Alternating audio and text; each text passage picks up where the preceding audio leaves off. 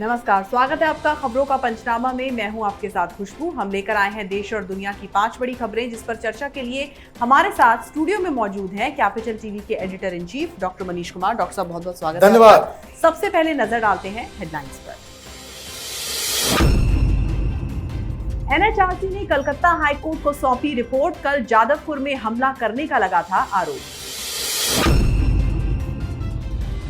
Ghazipur border पर BJP कार्यकर्ताओं से भिड़े किसान, कई गाड़ियों में हुई तोड़फोड़। प्रियंका गांधी से नवजोत सिंह सिद्धू ने की मुलाकात। सिद्धू ने खुद ट्वीट करके दी जानकारी। एनडीए गठबंधन में अनबन के बीच शरद उद्धव की मुलाकात। संजय राउत बोले, नहीं गिरेगी सरकार। और इमरान को पसंद है दगाबाज ड्रैगन की दोस्ती। कहा, चीन संग रिश्ते खत्म करने के लिए अमेरिका बना रहा दबाव।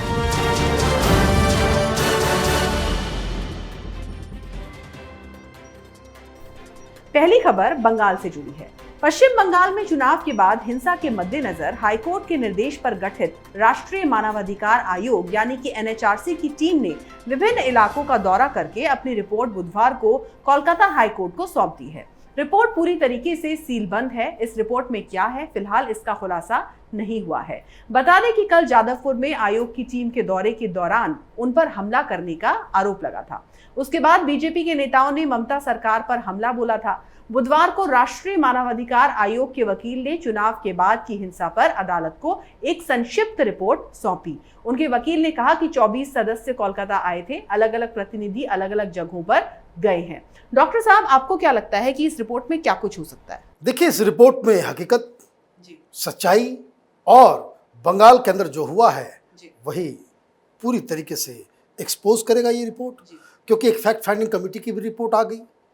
कोई, आप ये समझिए कि वहाँ पे जो फैक्ट फाइंडिंग कमेटी रिपोर्ट बता रही है कि 11,000 वायलेंट इंसिडेंट्स हुए हैं, 4-5 हजार के आसपास महिलाओं के साथ अभद्र व्यवहार हुआ है, जिसमें मोलेस्टेशन से लेकर के रेप और गैंग रेप भी है।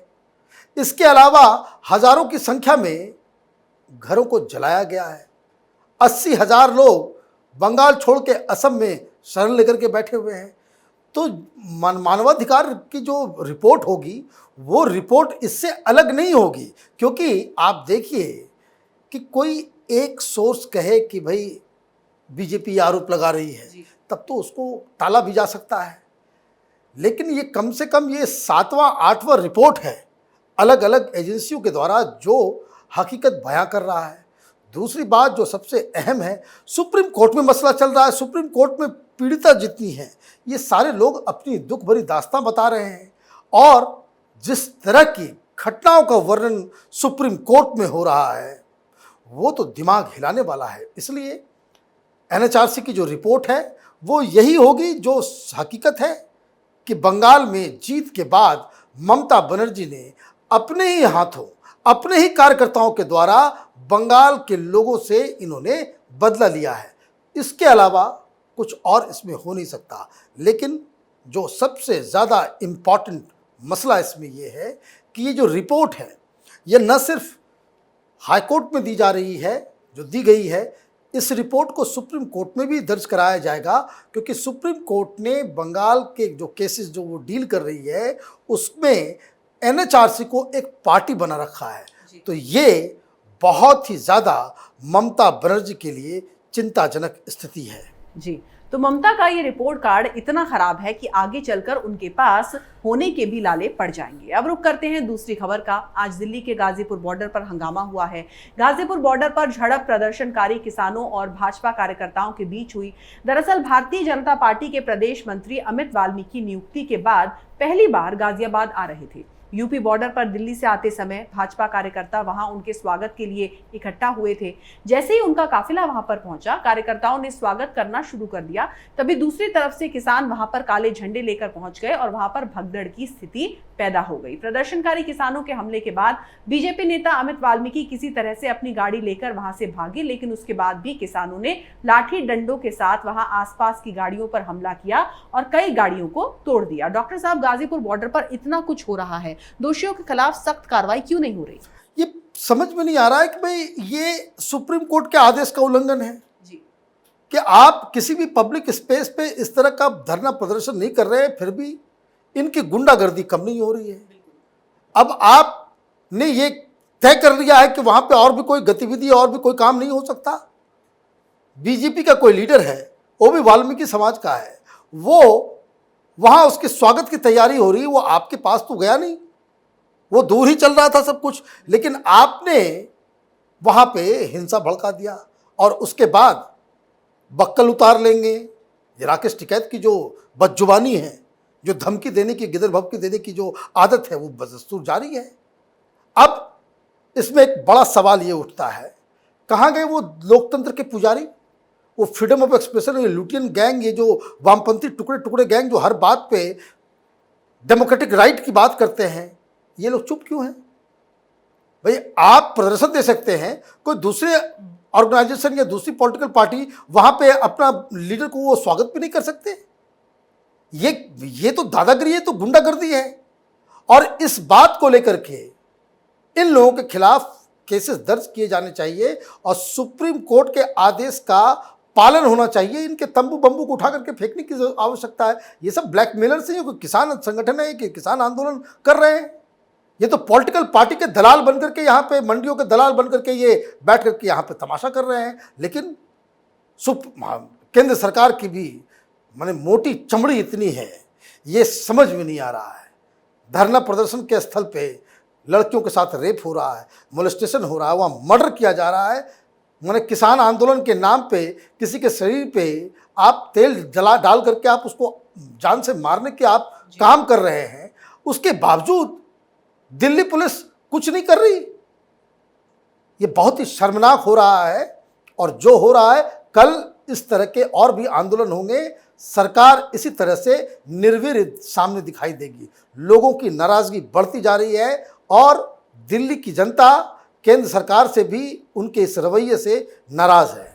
जी, तो शायद राकेश टिकैत को भी पता चल गया है कि धरने से दाल नहीं गलेगी, इसलिए वो मारपीट पर उतर आए हैं। अब बात पंजाब कांग्रेस की, जिसके नेता नवजोत सिंह सिद्धू ने आज पार्टी नेता प्रियंका गांधी वाड्रा से उनके आवास पर मुलाकात की। इस बात की जानकारी खुद सिद्धू ने ट्वीट करके दी। उन्होंने मुलाकात की फोटो ट्वीट करते हुए कहा, प्रियंका गांधी वाड्रा से आज लंबी मीटिंग हुई। इसमें सिद्धू आत्मविश्वास से लबरेज नजर आ रहे हैं और प्रियंका के चेहरे पर मंद मुस्कान है। एक और खास बात यह है कि सिद्धू के बाद प्रियंका ने सोनिया गांधी और राहुल से मुलाकात की। हालांकि सिद्धू की राहुल गांधी से मुलाकात नहीं हुई। डॉक्टर साहब, सिद्धू ने जो मुस्कुराती हुई तस्वीर शेयर की है, उसके क्या मायने हैं? देखिए, तस्वीर के तो मायने बस इतनी सी है कि ये जो गांधी परिवार के ये दोनों जो लाडले हैं, प्रियंका वाड्रा और राहुल गांधी, इनको राजनीति करने आती नहीं है। कुछ दिन पहले कैप्टन अमरिंदर थे, उससे तो किसी ने मुलाकात की नहीं। उन्होंने सोनिया गांधी से मिलने की वक्त भी मांगा, नहीं दिया गया। बैरन उनको लौटा दिया गया। एक मुख्यमंत्री आपकी पार्टी का, जिसके कंधे पे आप चुनाव लड़ने जा रहे हो, उसके लिए वक्त नहीं है।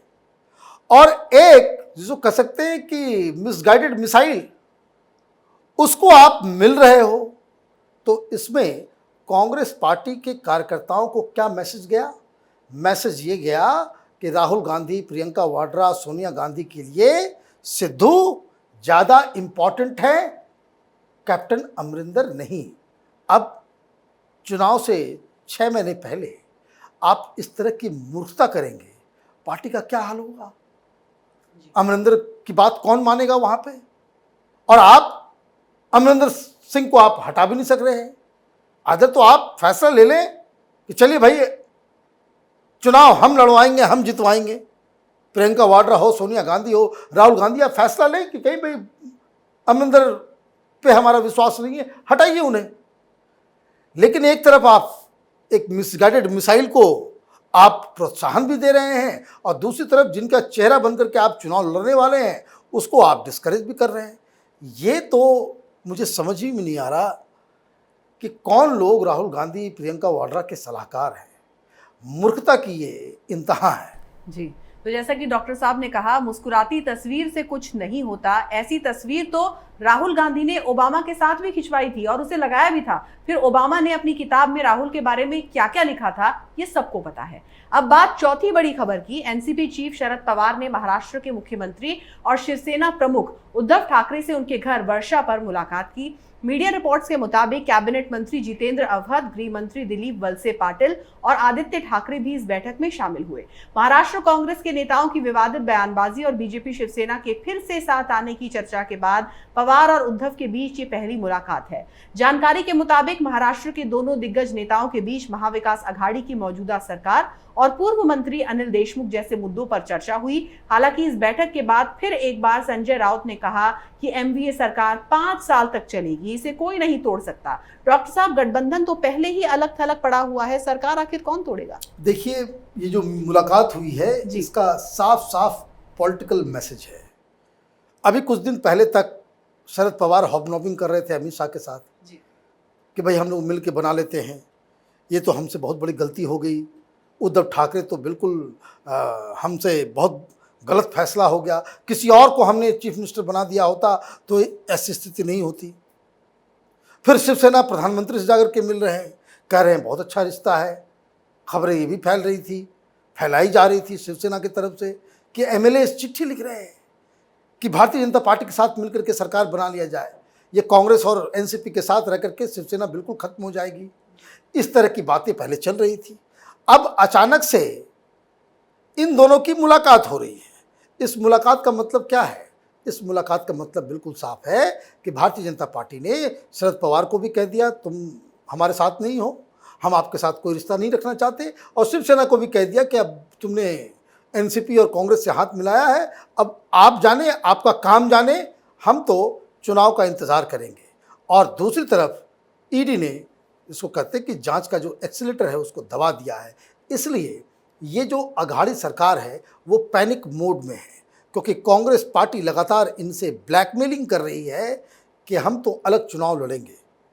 तो ये बाकी अघाड़ी में तो 3 पार्टियां हैं, 2 ही पार्टी के लोग क्यों मिल रहे हैं, तीसरी पार्टी क्यों नहीं मिल रही? तो ये साफ साफ बता रहा है कि महाराष्ट्र में कोई बड़ा पॉलिटिकल घटना होने वाली है, और इसके साथ ही साथ वहाँ चुनाव के भी अब चांसेस साफ साफ दिखाई दे रहे हैं। जी, तो दरअसल संजय राउत को भी ये अच्छी तरीके से पता है कि ये सरकार नहीं चलेगी, लेकिन वो बस सरकार के हक में बोलकर अपनी वफादारी निभा रहे हैं। आखिरी खबर पाकिस्तान से जुड़ी है। पाकिस्तान के प्रधानमंत्री इमरान खान ने मंगलवार को कहा कि चीन के साथ पाकिस्तान के संबंधों के कारण वो अमेरिका और पश्चिमी देशों से दबाव महसूस कर रहे हैं।